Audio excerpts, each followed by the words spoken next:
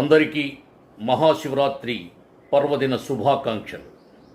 ఓం నమ శివాయ, ఓం నమ శివాయ, ఓం నమ శివాయ అంటూ ఈవేళ లోకం మారుమోగుతుంది.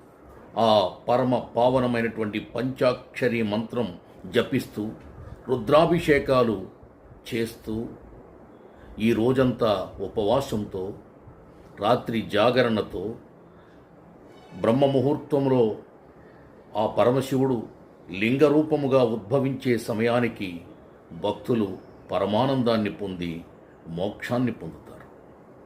శివతత్వం మానవత్వం, శివతత్వం సౌభ్రాతృత్వం, శివతత్వం సమానత్వం, శివతత్వం స్వేచ్ఛా మంత్రం, శివతత్వం సర్వలోక కళ్యాణకత్వం. అందుకే ఆయన గరళాన్ని మింగాడు. గిరులలో, మంచు కొండలలో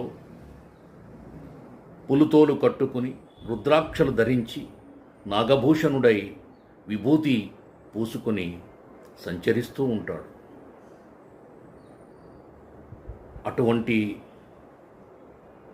బోళాశంకరునికి మనం ఈరోజు జన్మకో శివరాత్రిగా భావించి మన తోచిన విధి ఆయన్ని స్మరిద్దాం, సేవిద్దాం, పూజిద్దాం, తరిద్దాం. ఓం నమ శివాయ. హర హర మహాదేవ, శంభో శంకర. దారిద్ర్య దుఃఖదహనాయ నమ శివాయ, దారిద్ర్య దుఃఖదహనాయ నమ శివాయ, దారిద్ర్య దుఃఖదహనాయ నమ శివాయ.